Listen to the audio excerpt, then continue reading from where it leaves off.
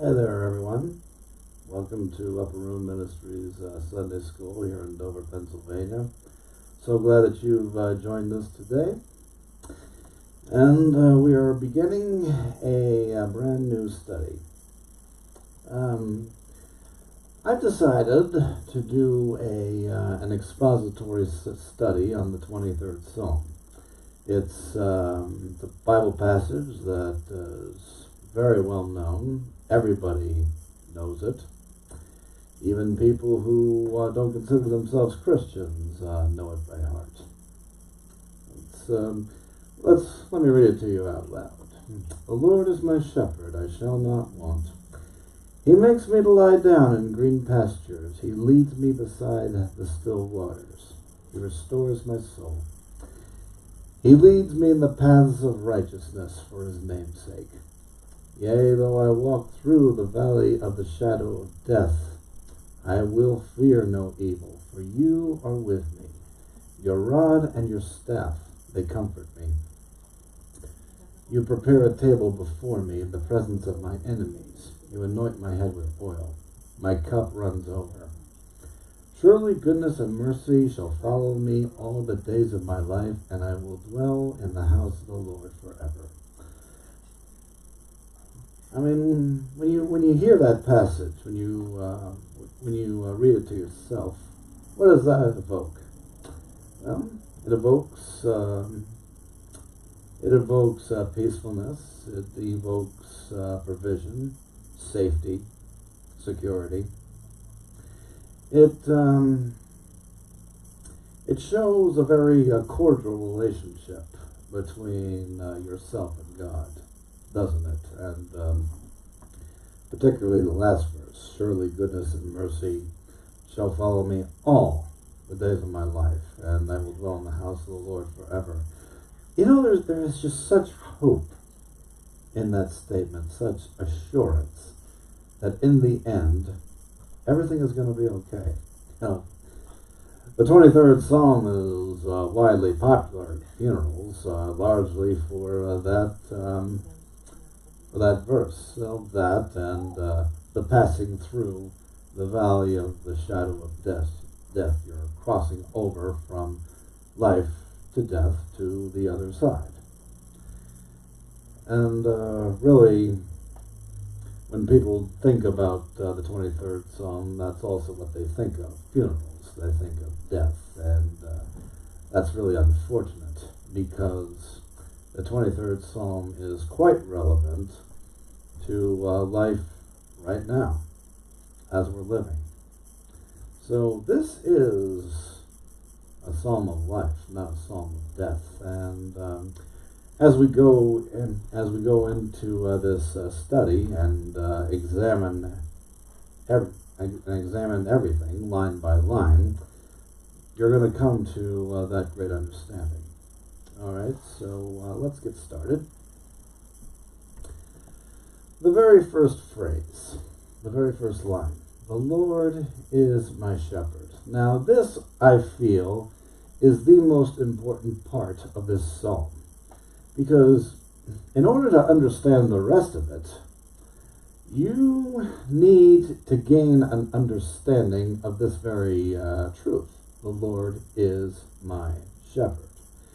When David wrote this, he didn't write, the Lord is like my shepherd, or my Lord is as a shepherd to me. No, he's saying, matter-of-factly, the Lord is my shepherd. He's saying, this is my relationship with him. So in order for the remainder of the psalm to apply to us, we must first realize that, one, the Lord is our shepherd, and if he isn't, then it's up to us to make him our shepherd. Now, if the Lord is our shepherd, then what are we? What is David? He is a sheep. In fact, we are sheep. It's as I did this study, I first found it a bit intriguing. He didn't say, the Lord is my king and I am his horse. You I carry the king everywhere, into the castle, into battle, into this, that, and the other. After all, the king is royalty, and the horse is the laborer. Besides, a king is far more flattering and far more revered than a shepherd is, so wouldn't it make sense to call the Lord a king? After all, that's what he is. Instead, David chooses the word shepherd. He chooses the description shepherd. Very, very intriguing. Well, for this, we need to, let's compare a horse and a sheep, shall we? A horse is a very strong animal, very fast. A sheep, well, definitely not as strong, definitely not as big, and certainly not as fast. Now, both animals are plant eaters. They don't kill to eat. Yet at the same time, a horse can kill you. Oh yeah. A horse can run over you. He can kick you. He can come up with a number of ways to kill you. A sheep, really not so much. A sheep is essentially a harmless animal. It has nothing with which to attack, and really doesn't have anything to defend itself with. Horses are also far more intelligent than sheep. And one other thing is that a horse can survive out in the wild on its own. A horse doesn't need a master to survive out there. There are a number of areas in this world where horses just run free, free of any human ownership. Sheep, on the other hand, are not that way. No, a sheep really aren't designed to survive in the wild, to survive by themselves, because they just can easily fall prey to other animals. So, a sheep needs a master to survive. That's just the way it is. A sheep needs a shepherd in order to survive, in order to thrive. A sheep has to be dependent on the shepherd. And this is where David has come to the understanding, apart from God, I'm nothing. I can't save myself. I can't protect myself. I cannot provide for myself. I have to be dependent on God. I have to be his sheep. Okay, now let's go to Psalm 100. This psalm provides a lot of depth into that and understanding into that relationship. All right, starting in verse 1. Make a joyful shout to the Lord, all you lands. Serve the Lord with gladness. Come before his presence with singing. Now we get to verse 3. Know that the Lord, he is God. It is he who made us, and not we ourselves. We are his people and the sheep of his pasture. Did you catch that? Here the psalmist says, we are his people and the sheep of his pasture. It puts it right there in plain English. His people are his sheep. So, if we are to truly be his people, then we have to become sheep. We have to know how to be a sheep. And what is the sheep of a shepherd? Well, a sheep is it simply does what the master tells him to do. Plain and simple. A sheep is obedient. A sheep also stays close to his master. He follows the shepherd wherever he goes. He doesn't wander off to the left and wander off to the right, although it is possible for a sheep to do such a thing, and it's the shepherd's responsibility to bring him back to the path. So there is a give and take with this sheep-shepherd relationship. The sheep gives to the shepherd his complete loyalty, his complete obedience, and in return, the shepherd is the sheep's protector, and he is the sheep's provider. Okay. Such is our relationship with God. We are his sheep. We are completely loyal to him. No other gods but him. No other idols but him. And we are obedient to him. We do as he says. We do as his word instructs. And in return, God gives us the provision. He gives us the protection.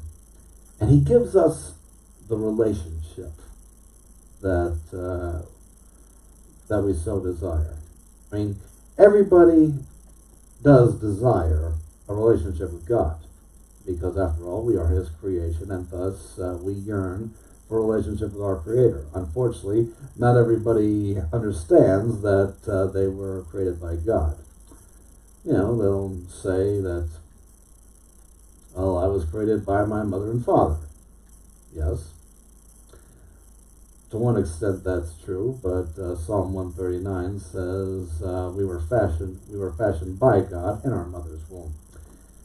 And others, they insist that they're just a product of evolution, just the result of some freak accident. They don't really have a creator, and because they have no creator, they don't have to submit themselves to anyone or anything. They can just be as reckless as they want, and thus never desire, to be a sheep to anything. And yet, despite having such rebellion, they still have a need inside of them that only God can fulfill.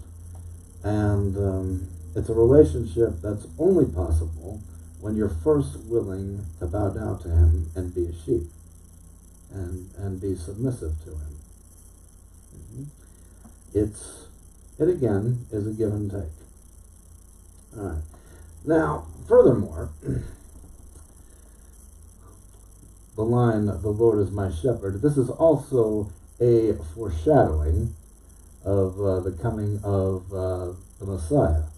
The first coming of the Lord Jesus Christ. He makes that so clear in the 10th chapter of the Gospel of John.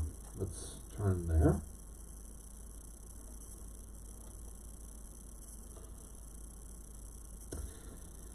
Here Jesus, totally outlines the relationship of the shepherd and the sheep from the shepherd's point of view. Psalm 23, gives us the sheep's point of view. This is from the shepherd, starting in verse 1. "Most assuredly I say to you, he who does not enter the sheepfold by the door, but climbs up some other way, the same is a thief and a robber. But he who enters by the door is the shepherd of the sheep. To him the doorkeeper opens, and the sheep hear his voice. And he calls his own sheep by name and leads them out. And when he brings out his own sheep, he goes before them, and the sheep follow him, for they know his voice. Yet they will by no means follow a stranger, but will flee from him, for they do not know the voice of strangers." So, here, Jesus is saying, my sheep know my voice. I call my sheep by name. In other words, his sheep don't have numbers. Each individual sheep, no matter how large the flock, he has a name, for each and every one, and he calls each individual sheep by name. He doesn't call them in mass. No. He calls them individually. Jesus said, many are called, but few are chosen. And the reason why few are chosen is because only a few are willing to submit themselves and become his sheep. Too many of us just don't want to do that. Either because we don't trust God to take care of us, we don't take God at his word, or we just want to be rebellious. We're happy being rebellious. Yes. But for those who are chosen, he calls them by name. And what's more important? No, just as important. His sheep recognize his voice. They recognize when he's talking to them. And sometimes it can come through the word. Other times it can come through other means. It can come through gut feelings. It can come through just thoughts. It can come through an audible voice. It can come through the voice of others. Other people who will receive prophetic words for you. But, and I'll tell you what, it is nice to receive prophetic words from others, but at the same time, we shouldn't be dependent on others to hear from God. We should seek after God ourselves and hear a word directly from him to us. That's seeking after God. That's seeking after the shepherd. That's what God ultimately wants for us, to seek after him, to draw close to him, to recognize his voice, rather than just be dependent on somebody else to give us a word when it's convenient for us. No, that's a pretty shallow relationship, not the closeness that the shepherd desires.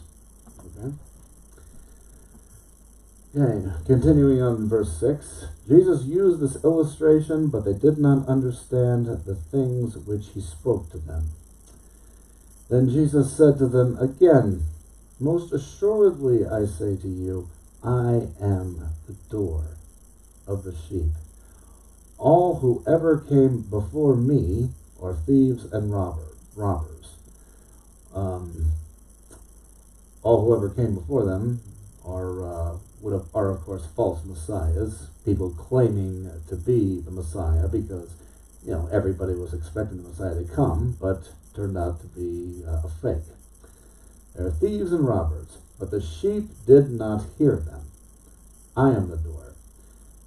If anyone enters by me, he will be saved, and will go in and out and find pasture. Now, remember what it says in Psalm 23? He makes me lie down in green pasture. Jesus is saying, you come to me, you come through me, you'll find pasture. Okay. Now, he also says, I am the door. Jesus would also say that narrow is the gate, narrow is the way, few be that find it. And right now in this world,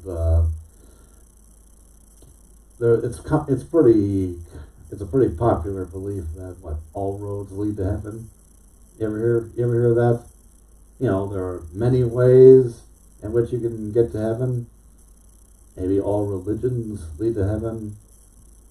Be a good person, you'll make it to heaven, and this and that. No.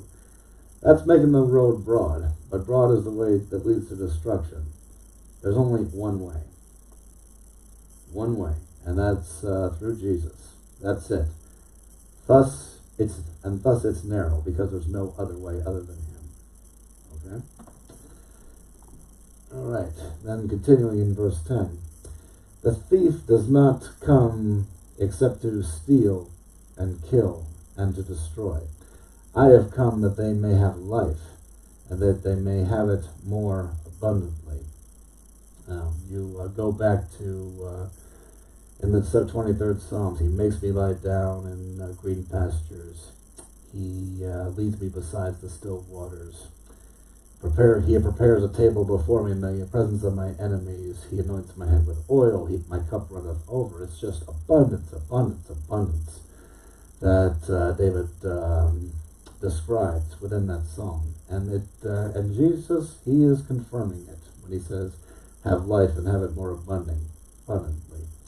Verse 11, I am the good shepherd. I am the shepherd who gives his life for his sheep. A shepherd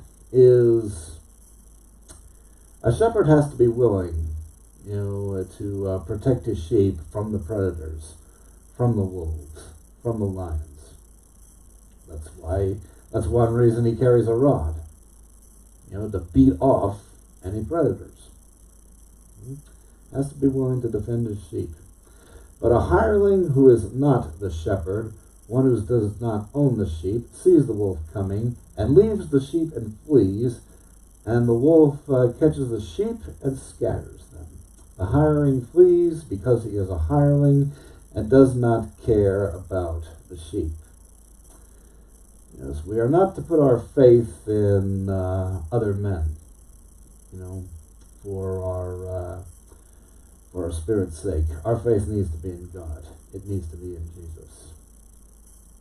Because men ultimately cannot protect us from the enemy. Nope, only God can do that. Continuing on in verse 14, I am the good shepherd, and I know my sheep, and am known by my own. The shepherd knows his sheep, and the sheep know him. And which makes me think about how when the time comes, there will be people who think that they're known by Jesus, only to find that Jesus doesn't know them all. That's the most frightening thing somebody can hear, for Jesus himself to say, I don't know you. You're not my sheep because I don't know you. Well, that's a scary thought. As the Father knows me, even so I know the Father, and I lay down my life for the sheep. And other sheep I have which are not of this fold, them also I must bring. And they will hear my voice, and they will be one flock and one shepherd. Now these others that he's referring to are the Gentiles. You see, right now, everybody he's addressing is a Jew. And the Messiah did come to save the Jews, first and foremost. But here he's also saying, I did come to save you, but I also came to save them. And as a result, Jew and Gentile will ultimately become one flock, under one shepherd. And it's a real shame that even today, within the body, we still call each other Jews or Gentiles. And we're really supposed to be one family, one flock. Your bloodlines really shouldn't matter.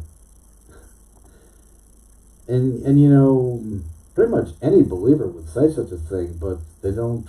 But how many actually live it? Because it's said on it said that Sunday morning is the most segregated part of the week. Because whites go to their church, black people, they go to their churches, Hispanic people go to their churches, the Messianic Jews go to their churches. So much division, so much separation. Not to mention, Baptists and Pentecostals, Methodists, Presbyterians, Catholics. All this division over denominational beliefs, when Jesus desires us to be one flock, one shepherd. Okay. Continuing to verse 17. Therefore my Father loves me, because I lay down my life, that I may take it again. No one takes it from me, but I lay it down of myself. This command I have received from my Father. Okay. Now, let's skip down to verse 25, where Jesus speaks again. Jesus answered them, I told you, and you did not believe. The works that I do in my Father's name, they bear witness of me, but you do not believe because you are not of my sheep, as I said of to you. These were the unbelieving Jews that he was addressing, who kept pestering Jesus, prove you're the Christ, do this, do that. And he's just saying, you don't believe what I'm saying because you're not of my sheep. So, unless you're a sheep, unless you come to the realization that Jesus is who he says he is, rather than off trying to demand proof and rather take a simple step of faith, you're never going to know. My sheep hear my voice, and I know them, and they follow me. And I give them eternal life, and they shall never perish. Neither shall anyone snatch them out of my hand. My Father, who has given them to me, is greater than all, and no one is able to snatch them out of my Father's hand. I and my Father are one. That's a beautiful promise. No one can snatch them out of my hand. When you're a sheep, he's got you. He's not going to let you go. And I believe this is something that David knew, that David understood, which is why he wrote about being a sheep in such a very thankful fashion. All right. Well, that's all the time we have for today. Join us next time when we shall be continuing our study of Psalm 23.